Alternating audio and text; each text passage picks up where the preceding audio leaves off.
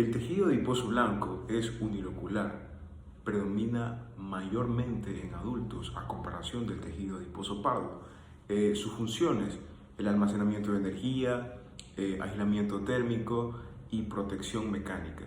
Y entonces, tenemos que conocer que el tejido adiposo es un órgano endocrino y pues al ser un órgano endocrino va a secretar leptina y otras adiposinas. Su color es blanco, amarillento debido al contenido de carotenoides. También tiene poca matriz extracelular y abundantes vasos sanguíneos. Entonces, su núcleo, una de las características de ello es que el núcleo es desplazado hacia la periferia por una gran gota lipídica que predomina al menos en el 90% del adipocito. Entonces, ¿dónde nosotros vamos a encontrar el tejido adiposo blanco? Pues forma la capa adiposa de la fascia subcutánea del tejido conjuntivo subcutáneo, conocida como panículo adiposo, que forma parte de la hipodermis. Y entonces, este se va a concentrar debajo de la piel del abdomen, la región glútea y las axilas, y va a ser predominante en la silueta masculina y femenina, ya que este espesor va a influir mucho y es lo que los va a diferenciar y nos va a dar esa gran diferencia entre ambos sexos. Y entonces también el tejido adiposo lo vamos a encontrar en la almohadilla de la grasa mamaria, ya que es un sitio de acumulación, que es un componente esencial de la glándula mamaria no lactante, que va a proveer lípidos y energía para la producción de leche. Estos van a ser un principal factor en donde va a ayudar a nutrir al producto. En sí, estos lípidos que nos secretan, nos dan el tejido adiposo. También lo vamos a encontrar en el mesenterio, que va a servir como unión y soporte de los intestinos en el aumento mayor, en la parte anterior abdominal. También la podríamos conocer como grasa visceral, y en el espacio retroperitoneal, que pues en el espacio retroperitoneal, en la parte posterior, cerca de los riñones, ahí es donde vamos a encontrar este tejido adiposo blanco. También en el pericardio visceral, la capa de tejido adiposo que rodea todo el corazón, y en las órbitas, en las cavidades del cráneo. Esta es una órbita y va a estar rodeada por todo este tejido adiposo, pues es lo que le va a dar el soporte a toda esta estructura importante que encontramos en la cavidad orbitaria. Y al igual que la cavidad medular ósea, nosotros vamos a encontrar específicamente en la médula amarilla tejido adiposo. Y entonces conocemos que el tejido adiposo blanco secreta adiposinas, pues los adipocitos sintetizan y secretan adiposinas, sustancias que incluyen hormonas de crecimiento y citocinas. También es muy importante en la homeostasis energética, la adipogénesis, el metabolismo de esteroides y la angiogénesis, incluido la respuesta inmunitaria. Pues tenemos el tejido adiposo blanco y como principal hormona tenemos la leptina. De ahí sigue la adiponectina, resistina, vistafina, apelina, el TNF, los factores de necrosis tumoral, IL-6, introlucina, TGF, el factor de crecimiento transformante. Entonces, tenemos que la leptina la conocemos como la hormona de saciedad. Esta le va a decir al hipotálamo: ya comiste, deja de comer. Y entonces esta va a aumentar cuando hay mucha grasa corporal. Esta nos va a ayudar a regular el gasto energético, el metabolismo en la pubertad y el sistema inmune. Y entonces, en un caso de obesidad, el cuerpo tiene resistencia a la leptina, pues si la leptina está alta, el cerebro nunca la va a sentir. También tenemos a la adiponectina, que esta va a aumentar la sensibilidad a la insulina y va a disminuir la inflamación. Tiene un papel importante en la protección de enfermedades cardiovasculares y pues los pacientes obesos tienen baja adipolectina, lo que va a contribuir a la diabetes tipo 2. Y la resistina pues aumenta la resistencia a la insulina y la podemos relacionar con inflamación y diabetes. Entonces hablemos una de las adiposinas malas, que es la TNF-alfa, el factor de necrosis tumoral alfa. Pues es una adiposina inflamatoria, esta va a aumentar en la obesidad y va a influir mucho en la resistencia a la insulina y a la inflamación sistémica, al igual que la IL-6 interleucina 6, que al igual que la TNF-alfa es una adiposina inflamatoria, pues el 30% de la IL-6 circulante viene del tejido adiposo. Pero hablemos un poco, adentrémonos más acerca del angiotensinógeno, pues los adipocitos tienen un gen en el angiotensinógeno en su núcleo. Este gen se va a transcribir a ARN mensajero y este ARN mensajero se va a traducir a una proteína, el angiotensinógeno, especialmente en el retículo endoplasmático rugoso, y luego esta proteína va a pasar al aparato de Golgi y en donde se va a modificar y se va a empaquetar en vesículas, y esta va a ser secretada hacia el exterior. Y las vesículas secretoras que contienen angiotensinógeno se van a fusionar con la membrana plasmática del adipocito. Mediante exocitosis, el angiotensinógeno se va a liberar al espacio extracelular y de ahí va a pasar al líquido intersticial, en donde va a actuar localmente en un efecto autócrino, parácrino a la sangre, en donde va a circular hacia los otros órganos. Pero también conocemos un sistema muy importante que lo relacionaremos con esto, el sistema de renina, angiotensina, aldosterona, pues que este inicia en el aparato yuxtaglomerular, especialmente en las células yuxtaglomerulares, que estas van a secretar renina. Pero primero debemos de comprender que este sistema se va a usar para regular la presión arterial. Va a servir como sensor cuando la presión está baja y esta la va a subir, la va a regular.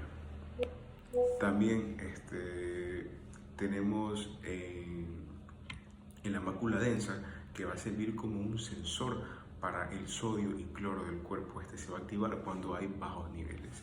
Entonces, esta renina va a ser secretada por el aparato yuxtaglomerular y pues mediante perfusión renal va a ser secretada. Y también el hígado va a secretar angiotensinógeno y estos dos se van a convertir en angiotensina 1. Y esta angiotensina 1 va a pasar al pulmón, específicamente en el endotelio pulmonar, en donde se va a especializar mediante la enzima ECA, que es enzima convertidora de angiotensina. Entonces, se forma angiotensina 2 y entonces esta va a provocar una vasoconstricción, aumenta la resistencia vascular y aumenta la presión arterial. También va a estimular la secreción de aldosterona en la corteza suprarrenal, pues aumenta la reabsorción de sodio, aumenta la recepción de agua y aumenta el volumen sanguíneo. También estimula la liberación de ADH, que es la hormona antidiurética. El riñón va a absorber más agua, menos orina y mayor volumen sanguíneo. También va a aumentar la sed. Dentro del centro hipotalámico, el cuerpo pide beber para aumentar el volumen. También la actividad simpática va a aumentar, sigue elevando presión y frecuencia cardíaca debido a su vasoconstricción. En la arteriola eferente del riñón aumenta la presión del glomérulo, mientras esta va a mantener el filtrado glomerular cuando la presión caiga. Y entonces, en la fase final del sistema de renina, angiotensina, aldosterona, es que va a actuar en el tubo de la distal y colector del riñón. Esta va a reabsorber sodio, va a reabsorber agua, va a excretar potasio y pues su resultado, aumento del volumen sanguíneo, aumento de la presión arterial y baja de potasio, en lo que puede causar algo que lo conocemos como hipopaptetemia. Entonces, pues eso lo conocemos como el sistema de renina, angiotensina, aldosterona. Y entonces ahora hablamos acerca de la diferenciación de los adipocitos. Pues los adipocitos blancos se diferencian a partir de las células madre mesenquimatosas por el interruptor maestro PPAR, receptor gamma activado por proliferador peroxisómico, y el RXR, el receptor X de retinoides. Entonces estos lipoblastos tempranos se van a asemejar a los fibroblastos. En la literatura, en imágenes que nos muestran en el libro, sí tienen una gran diferencia a los fibroblastos, pero van a desarrollar inclusiones lipídicas pequeñas y una lámina externa muy delgada, en donde va a pasar a convertirse en un lipoblasto intermedio que va a desarrollar pequeñas gotitas lipídicas en su interior. El núcleo se va a concentrar en medio y pues ya se está preparando para convertirse en un lipoblasto intermedio que se va a tornar ovoide conforme la acumulación de lípidos, y esto va a hacer que cambien las dimensiones celulares y ahí va a pasar a ser un lipoblasto tardío, en donde todas estas gotitas lipídicas se van a unir formando una sola gota lipídica,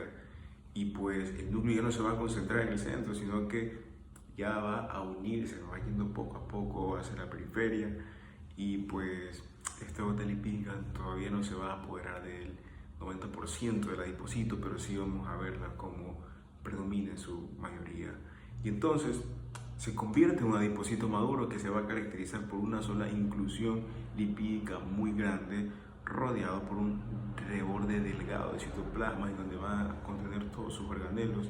El núcleo se va a aplanar, manteniéndose completamente hacia la periferia. Entonces esto va a hacer la diferenciación de los adipocitos. Y entonces ahí es cuando hablamos acerca de la estructura de los adipocitos y del tejido adiposo, que va a estar rodeado por fibras de colágeno tipo 3, también la presencia de fibras nerviosas amielínicas y la capa de lípidos condensada reforzada con filamentos de dimentina, pues estas va a tener pocas mitocondrias por su poca actividad oxidativa a comparación del tejido adiposo pardo, que este va a encontrar un montón de mitocondrias en donde le va a dar ese color marrón. Y pues van a tener núcleo retículo endoplasmático, rucoso, el aparato de Golgi, mitocondrias y sobre todo la gran gota lipídica que va a predominar en todo el adipocito.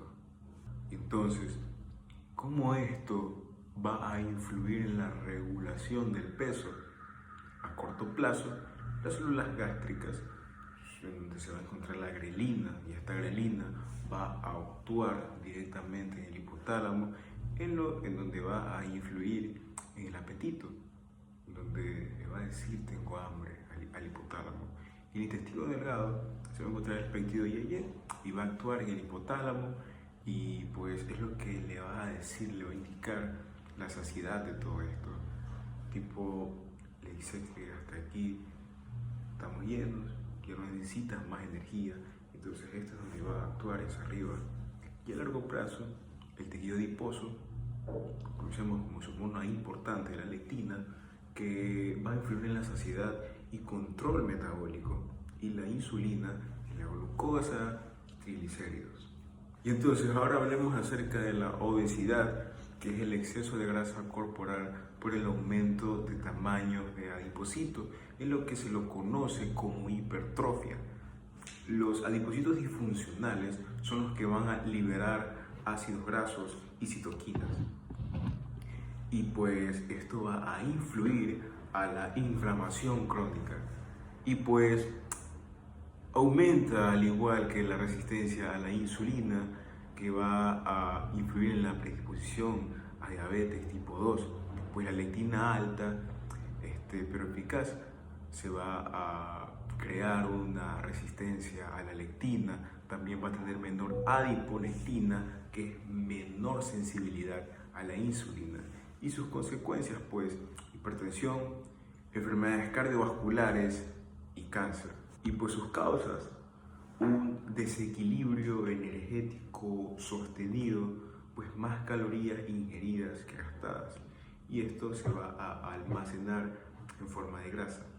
Sus factores pueden influir mucho en la genética, ambientes obesogénicos, llenos de comida chatarra, puede ser hormonas, sueño, estrés. Así que hay que mantenernos en actividades que benefician nuestra salud mental para que no creemos ese estrés.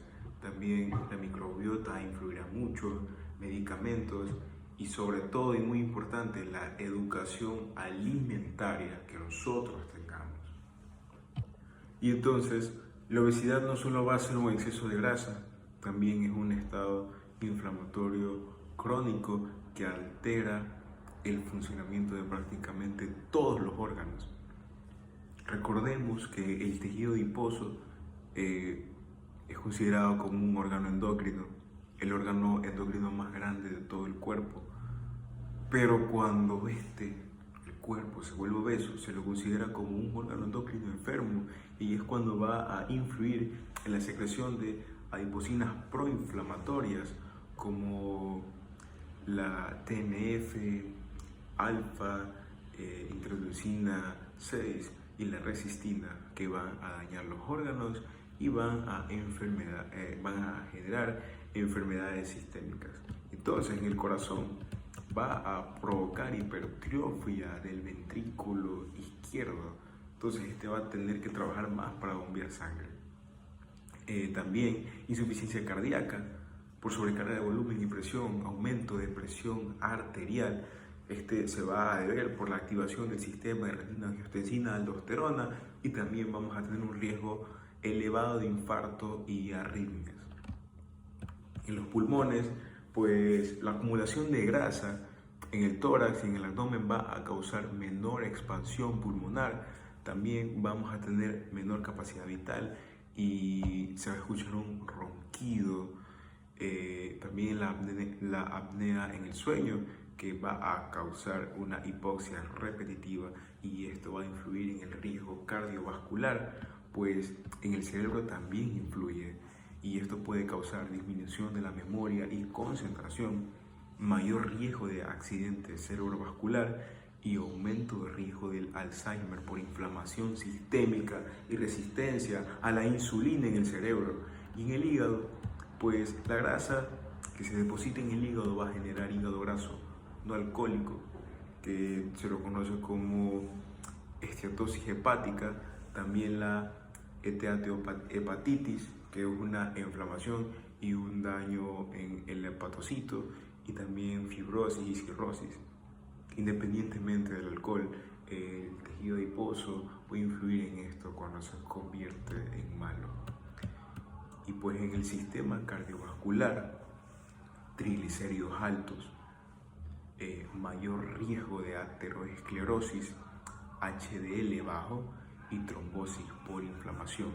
Y entonces aquí es cuando vamos a pasar a un tema un poco más micro, en donde hablamos acerca del sistema cardiovascular y la aterosclerosis.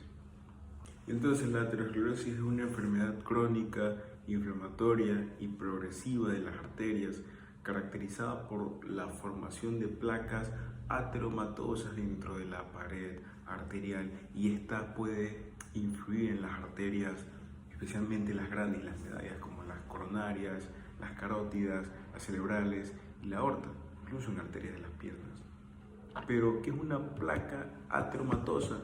Pues es una acumulación de lípidos, colesterol, células inflamatorias, células musculares lisas y tejido fibroso dentro de una capa íntima de la arteria. Y esta es lo que va a reducir el flujo de la sangre. Se puede romper también formando un trombo. Y pues la aterosclerosis es cuando el colesterol y la inflamación van dañando la pared arterial, forman una placa que endurece y estrecha la arteria. Y pues, como conocemos, si la placa se rompe va a formar un infarto, un accidente cardiovascular. Pero el tejido adiposo, por todas sus adiposinas malas que secreta, va a influir en el endotelio de la arteria, y esto lo va a volver más permeable para que entre todo esto, para que entre el HDL, y esto es lo que causa el daño endotelial por hipertensión, también puede ser por tabaquismo, LDL alto, diabetes, inflamación y obesidad. Pues este va a perder su función protectora y pues se va a infiltrar el LDL. Si hay exceso de LDL, Low Density Lipoprotein, este se va a oxidar, y el LDL oxidado va a formar la placa de ateroma. Influyen también mucho los macrófagos, que al ver esto los monocitos actúan, comienzan a fagocitar, formando toda esta placa de ateroma. Y pues este LDL se vuelve muy inflamatorio cuando se oxida. Llegan los macrófagos, el sistema inmune lo va a reconocer como LDL-LOX, como algo malo, y este va a enviar macrófagos. Y estos se van a comer el LDL, en donde se van a convertir en células espumosas y se forma la estría grasa, el primer signo de aterosclerosis. Yo quiero hablar, aquí tengo una placa. Miremos cómo pasa la sangre de una forma normal. Miren la placa de ateroma, cómo pasa poco a poco. Esto sería una placa fibrosa, y esto acá sería una placa complicada, como con el pasar del tiempo se va poniendo más fuertes. Migración de células musculares lisas, pues las células del músculo liso desde la media migran a la íntima, en donde se produce el colágeno, produce matriz celular y va a formar la capa fibrosa sobre la placa. Y entonces, ¿qué puede causar una ruptura de la placa? Pues la cápsula fibrosa se puede romper, y esto solo va a exponer al núcleo lipídico. La sangre va a reaccionar formando un trombo, y esto puede causar un infarto agudo del miocardio, un accidente cardiovascular, una tromboembolismo. Pues uno de los factores puede ser la edad. El sexo masculino también puede influir mucho en donde se dan más estos casos, la genética, y obviamente por el LDL alto, obesidad, diabetes va a influir mucho en todo esto. Y entonces esto ocurre cuando se secretan todas esas adiposinas malas mencionadas anteriormente, y aquí es cuando puede causar la muerte de esto. Entonces, esto sería una aterosclerosis. Entonces, también hablemos acerca del síndrome de Prader-Willi, que es un trastorno genético causado por la falta de expresión de genes del cromosoma 15 paterno.